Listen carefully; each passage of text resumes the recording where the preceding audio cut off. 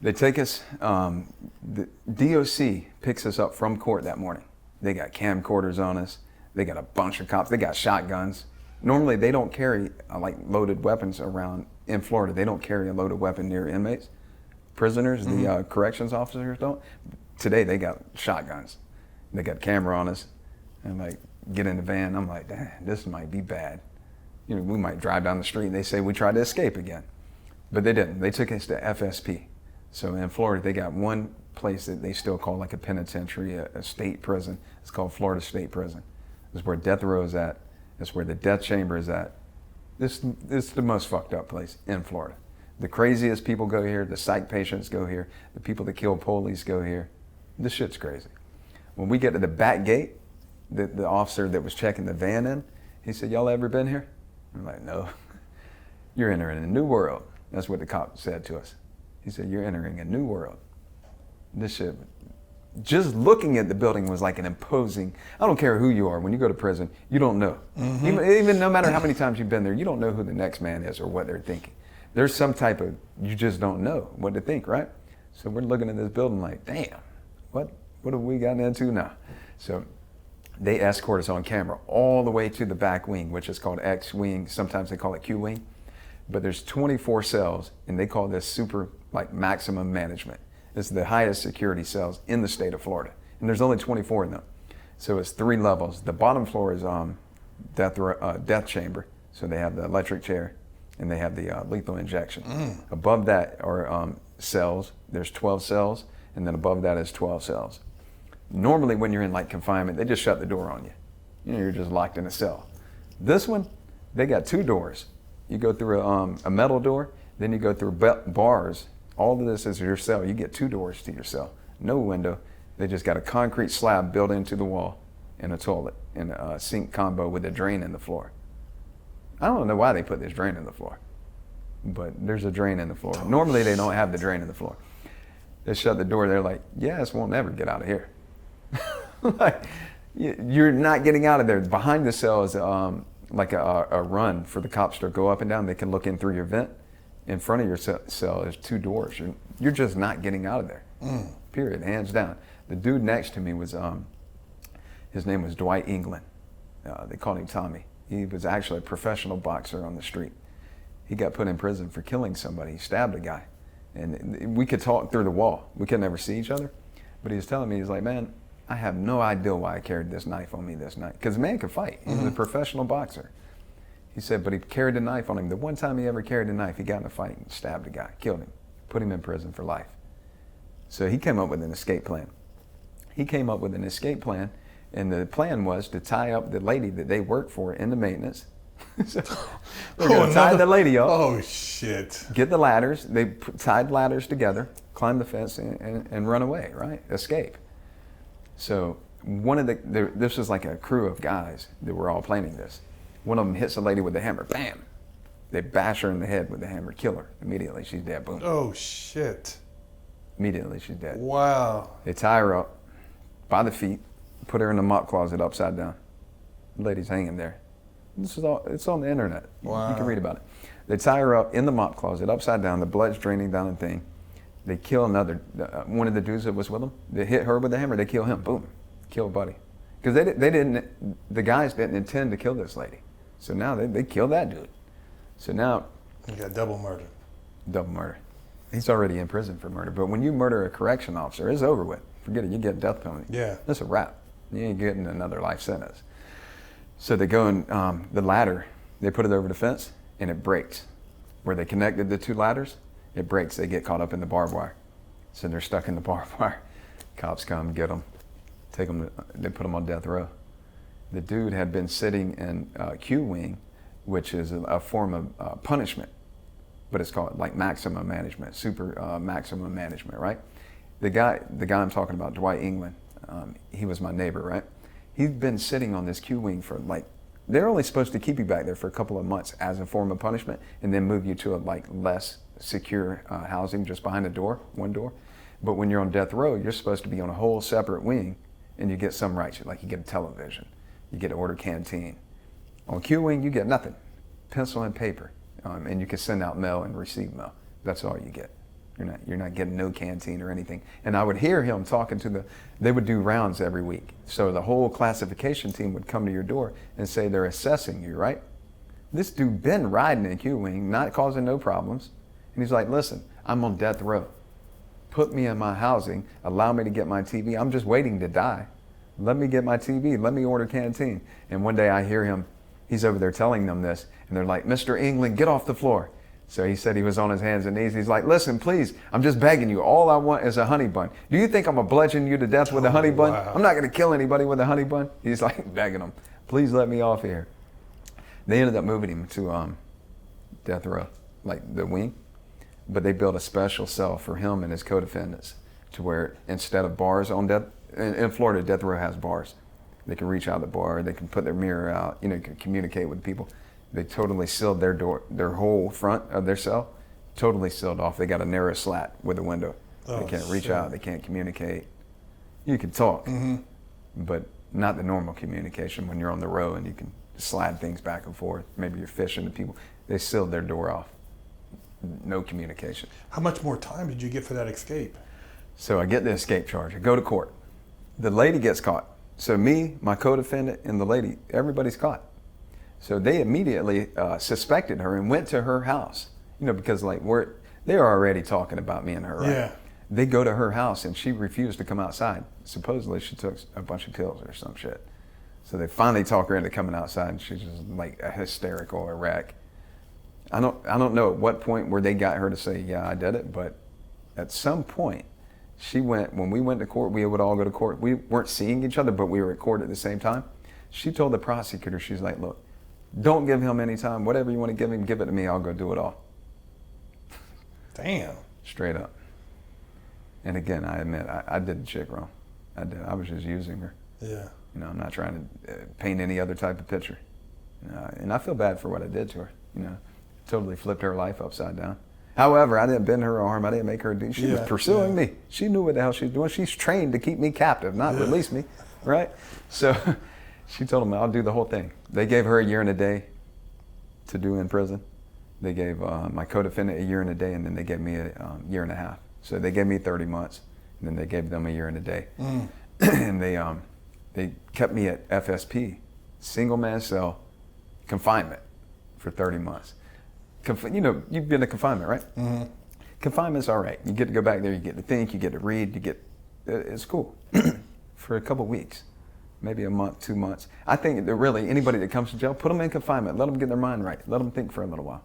After a couple of months, to me, I think it's like cruel and unusual punishment, because it's man isn't made, we're not created to be totally alone, separated from everything. This is not what people are created for. Your head. Yeah, it fucks with people. And they've done studies like on birds. When you put a bird in a cage for years, its whole life, they go crazy. A bird goes crazy from being kept in a cage, right? So how much more does a person want to be free than a damn bird? And they're keeping, when I was there, I met a guy that was in confinement at FSP. Talk to him is what I mean. You meet guys on the road from talking to them. 16 years. They will not let the dude off. They keep writing him up, keeping him there. They're scared of him. They don't want the guy on the compound. But that prison is breaking guys mentally. People are hanging themselves. There's a guy that he came for killing his roommate, which was a child molester. So he got death to an inmate. They bring him there. He starts asking, hey, when do I get to watch TV? They're like, there's no TV here. You ain't watching no TV. He's like, when do I get canteen? Like, you ain't getting no canteen. So he's asking all these questions. He's like, fuck this. He got, the bed sheets. Now you pull the string out, you can make a rope. You braid it on itself, and it makes a rope, right? So he's a big fat guy. They had a security pencil, the little short pencil. He gets the rope, ties it around his neck, and then twists the pencil, it until it squeezes his neck. But he's so fat that string, the fat went over the string, right? So he passes out, boom. So, they do their rounds every 30 minutes, every hour. It just depends on who's working. They come by and buddies like laid out. Well, when they're trying to revive him, this is what I heard. When they were trying to revive him, they didn't realize that shit is in his neck. They couldn't see it. So buddy died. I mean, and that's what he wanted was to die.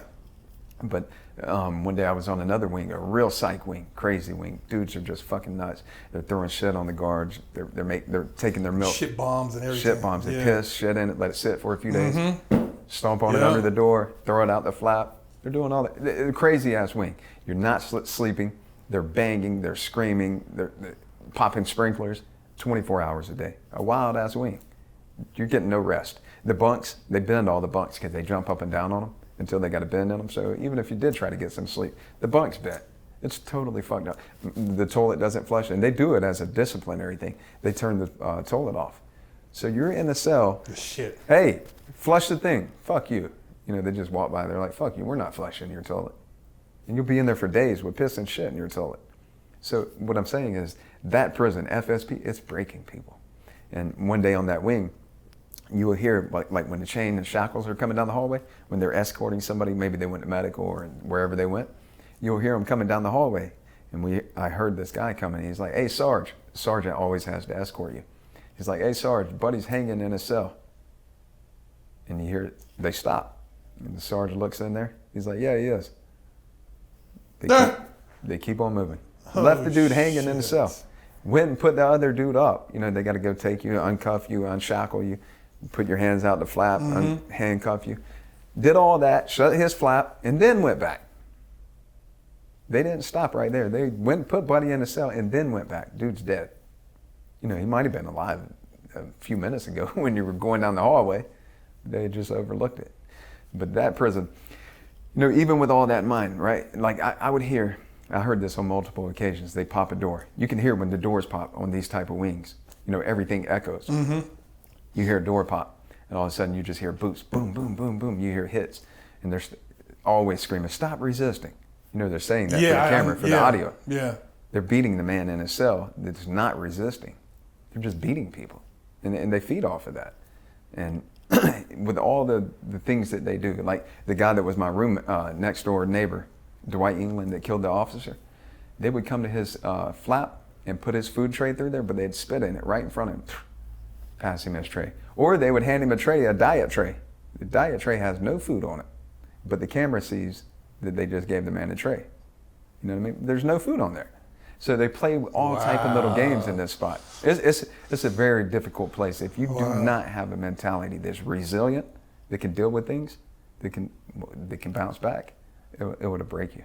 It's designed to break you, and that's what they want. So with all that in mind, my time there, 30 months there, that was like the biggest transformational point in my life. You know, I used every bit of that time to change my thinking, to reevaluate really what's important to me. What does this life mean to me? And to start thinking more about like, what am I doing in the future? And at that point I started thinking like, we only have one life. There's no reset button. I'm already wasting 11 years of it sitting in prison right now. You know, who knows if I make it through all this time? You know, so it just created like more of a value. I started understanding, actually, let me back it up. The guy, Dwight England, that was my neighbor, he was studying a course, it was called Siddha Yoga Program. You ever heard of that one? Mm-hmm. It's a 12-year course. Every month they mail you a new course. He got that course, like told me the address. I wrote them, they sent me the course, and every month I would get a new study lesson, right? And in that course is teaching you that no matter what is going on, if they come and they tear your room to pieces, they take your shit, they come in your room and beat you up, none of that matters. The only thing that matters is what you think about it, how you react to it. You know what I mean? So it started teaching me to deal with this situation that was an extremely oppressive environment. And I could just smile about it. It was crazy. When I started studying that and understanding it, I was just like able to deal with anything, any of the bullshit. And when they would come to my cell, they were not happy. They were like, this dude got a female guard to help him escape. You know what I mean? They weren't happy about that. They all heard about it, so they were pissed. Well, FSP's in Lake Butler. It's right there where I escaped from. So they all know who I am and they know her. She lives in that town. So yeah, they were not happy about it at all. And they made sure to let me know they weren't happy about it, you know? Luckily, they never jumped on me. I sat there for 30 months. I spent the majority of the time just reading, thinking, reevaluating everything.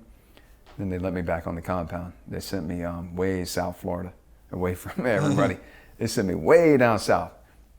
I ended up down there, and it kept my visitation for like 4 years. The majority of the time, like almost the rest of my time, I didn't have visit. I was walking on a compound one day in South Florida at a camp called Hendry. Hendry was off the chain. The southern camps, super dirty. Like cops are bringing whatever shit's going on. Well, Hendry was like that. It was way off the chain. But they had a female warden. I'm walking down the sidewalk one day and I seen her and she was like, "Hey, how you doing?" She would walk on the compound by herself. I said, "I'm doing terrible." Now she's like, "What?" So she's like, "What's wrong?" I said, "Well, y'all took my visitation 4 years ago and y'all won't let me get it back." She's like, "Why? You must have did something bad." I said, "It wasn't that bad." She was like, "What'd you do?" I said, "I escaped from Lake Butler." She was like, "Oh, you're not getting your visits back." She peeled off. She didn't want to talk no more. That was over with. You know, her being a female in corrections. So you're getting close to getting out. You're at the camp now, man. You know, what's going through your mind and what's the transition of you now getting ready to be released after all that time? All right, so July 29th, 2014, that was my release date, my end of sentence, my projected release date, as long as I don't get in any more trouble. At that point, you know, I already knew the day I come home, I cannot go back to the same place. I can't go around the same people. I can't just, if I go back to the same people, places, and things, I'm going to get the same results as before.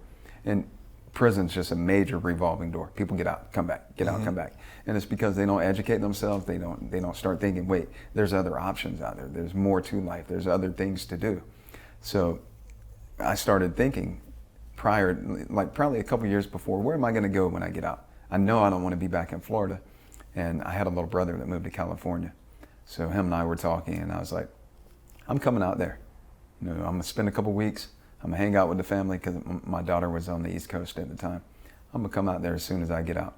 So July 29th, 2014, I get out. They let me out early in the morning, like super early in the morning. Family comes, my dad, my mom come pick me up. So they're like, "Where you want to eat at?" You know, everybody's talking their first meal, right? I said, "Take me straight to Waffle House." That's just like, it's like a little breakfast diner type thing, right? I heard of Waffle That's House. the thing on the East Coast, Waffle House. Waffle House. Yeah, so I was like, "Take me straight there. I'm gonna get me some good breakfast." So we go there. From there, we went to a mall. And you know, in prison, you just see blues and grays and greens, a little bit of white. When we hit the mall, I was just hit with like this flash of color. I'm like, damn, I forgot about all these colors, right? Yeah. It was weird. It was a cool experience. So I hung out with family for like 2 weeks.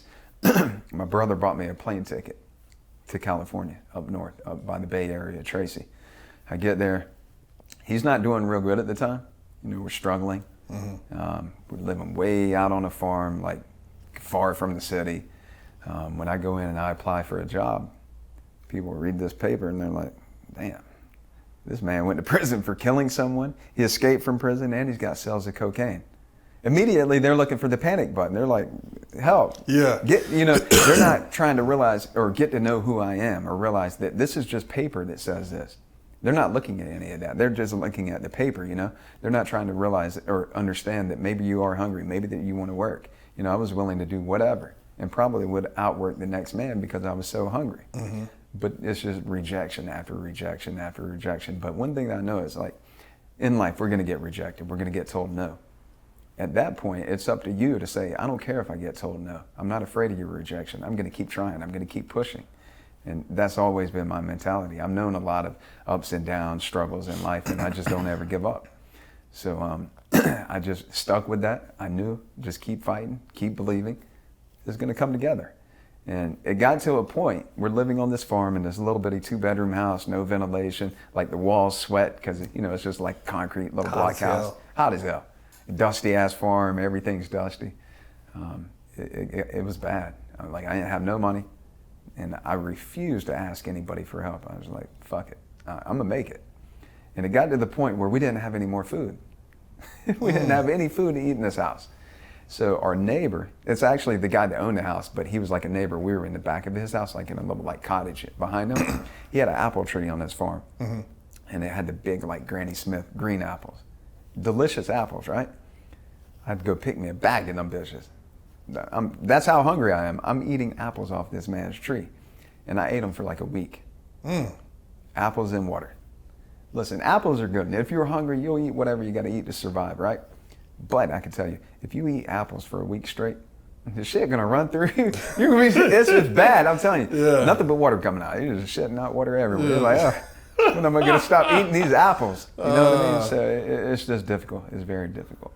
But we kind of got away from that way out there where it was hard for me to even go anywhere because I didn't have a car or anything. So when we got up around town, we moved, and we got around town. I started getting out, networking with people, talking to people, like expressing, hey, listen, I'm hungry. I want to work. I'll do your yard work.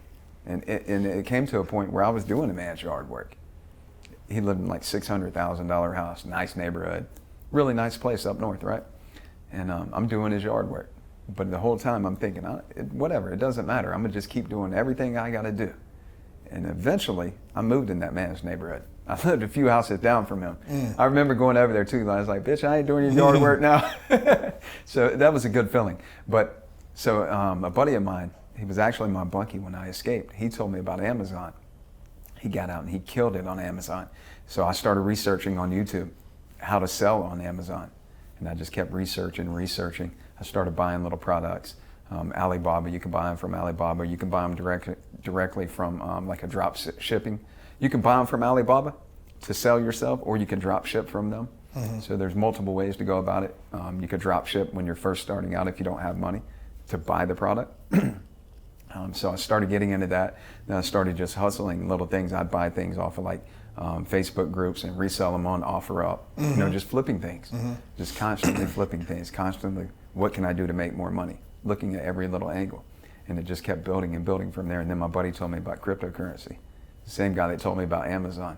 I started getting into that. When I first bought Bitcoin, it was like $600. You got it when it's cheap. It's super cheap, bottom ground level. Really, really good deal. Right now it's like 7,000, but it hit a point of like 19,000 and some change. So I started getting into that. That was a major learning curve because I was losing. I'd win a little bit, lose. I went from there into day trading. I started in my YouTube research for Bitcoin, day trading kept popping up. So I learned that. I thought I learned it. But the problem with all these courses on YouTube, or people teaching you on YouTube, they leave little pieces out, like little pieces of bait, right? You take this piece, but nobody gives you the whole thing all wrapped up unless you're paying them. And I didn't want to pay. So I'm learning from here and there and here and there, but everybody's got different techniques, and it's hard to mold all of those techniques together. So when I got into the day trading, I started making a little bit of money. I'm like, oh man, I'm doing it right. But then I started losing, and every day I'm just losing. So I'm like, all right, I got to get away from that. So I bounced back over to the cryptocurrency. I started buying that again.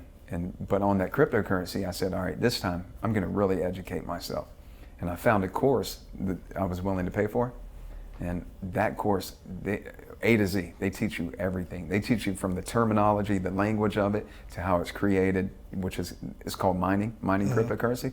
They teach you all about the mining. They teach you about the buy and hold, the buy and sell, how to read the charts. They teach you all of it, all in one thing, one package. But they also have support. So if you don't understand that package, hey, what's going on here? Can you explain this? It's like a big group of people, and they all help you. So I started learning about all that. Then I put some money into a mining pool in Iceland. It's called Bitcoin, Bit Club. I put some money into that where I have like a mining machines, and they take care of all the hardware. They do all the maintenance. I don't have to mess with it. It's just people pull their money together, and you get a share of all the profits. And then from there, I bought my own mining machines, and I set them up at my house.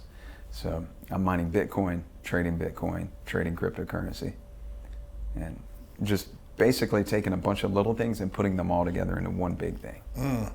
And then I also got into I started to do network marketing, where you're trying to tell people, hey, this weight loss or this drink or this shake, you go out and tell people about it. You can make money with this, or do you want to buy this? There's multiple ways to go about the network marketing thing, but that gets you on the NFL quick, which is the no friends list. People don't want to hear what you're trying to sell them. They don't want to hear you trying to tell them, get into this company. They always say, oh, it's a pyramid scheme. It's a scam, But network marketing is a 100% proven business. But people are still leery about it. People do make money at it. Like Herbalife. Yeah. From there, when, there's a lot of rejection with that type of work. But from there, I started learning about buying people's emails. So you build an email list. And say if you get 10,000 people on an email list and only 2% of those people say, yeah, I'm interested. Right there, you make good money. So it's all like a numbers game. You just buy big email lists. You can build an email list like with social networks, or you can just go out and buy it. So you're just paying pennies for people's emails. And then you just got to craft the art of being able to present them, in a way that makes them think, oh, I got to have this, or I want to be a part of this. So it's really in the wording. If you can write really well and you can capture people's interest, you can make good money with it. So, having become like your own entrepreneur and like become successful in your own right, what would you tell a person out here who's like an ex-felon trying to overcome adversity and dealing with the struggles of trying to, be productive? Oh, well, that's a good question.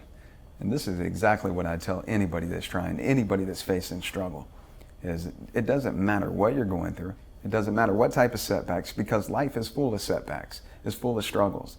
But if you really want to make it, you have to create a plan. You have to create a path for that plan. You have to open your eyes and pursue it relentlessly, even when you get set back, even when you get told no, even when you get told, oh, you shouldn't be doing that, or don't try that, that's a scam, or this or that, like with network marketing. If you believe in it and you believe in yourself, anybody can do it. If I can go from being in prison 11 years, having a manslaughter charge, that's always going to hang over my head. That's what I tell people all the time. If I can turn my life around, if I can bounce back from this type of failure, from this type of upset, anybody can. But you have to believe in yourself. You have to want it. You have to be driven. When other people are going home and they're watching TV, when they're just spending time with the family, doing nothing, not being productive, you got to be working. You got to be hungry. You got to be staying up later. There's a lot of nights I stay up past when my wife is like, let's go to bed. No, I'm still working. Yeah, you might in the morning putting it together. Yeah, in the morning she's like, oh, I'm tired. I'm up. I'm up. I'm going to bed late. I'm getting up early.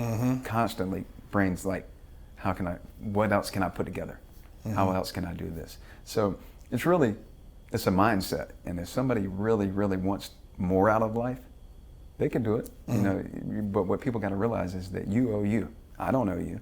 You don't owe me. I just owe myself. Everybody owes themselves to get the most out of this life.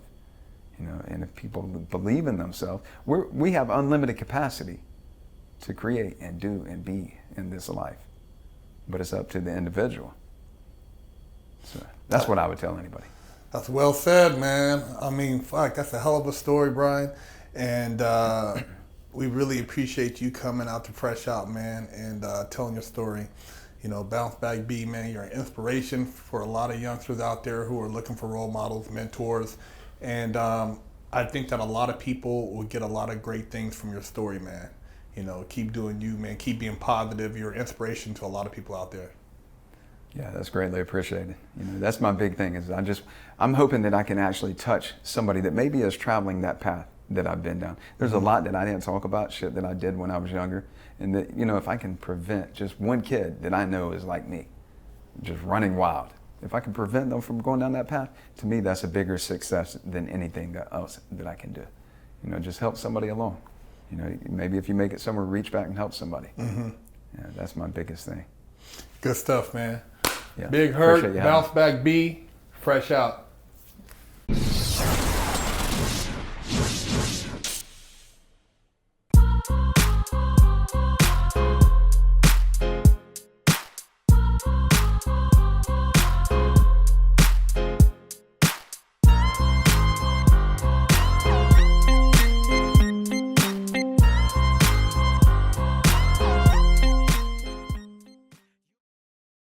Lockdown's over.